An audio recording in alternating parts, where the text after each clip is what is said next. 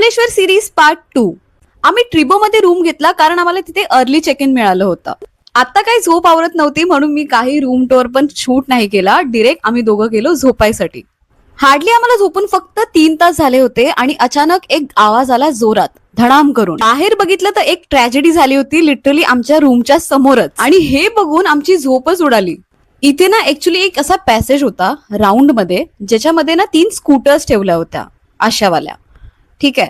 So त्या scooters आणि ते पूर्ण खाली कोसळलं. नशीब त्या टायमिंगला तिथे कोण नव्हतं, नाहीतर त्याचा पण जीव गेला असता फॉर शुअर. आम्ही दोघांनीही विचार केला होता की नंतर इथे येऊन आपण छान फोटोज काढायचे, पण ही ट्रॅजेडी झाली होती. सो मग तिथल्या मॅनेजरने आम्हाला दुसऱ्या रूम मध्ये शिफ्ट केलं.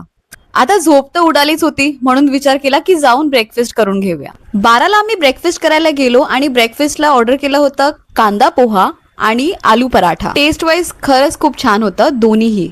ह्या रूमला ना बॅल्कनी होती, आजूबाजूला ना छान ग्रीनरी होती आणि एकदम थंड वातावरण होतं. म्हणून मी विचार केला चल फटाफट रेडी होऊया आणि बाहेरच निघू. Stay tune for part 3. Bye. Thanks for watching. भेटूया नेक्स्ट व्लॉग मध्ये.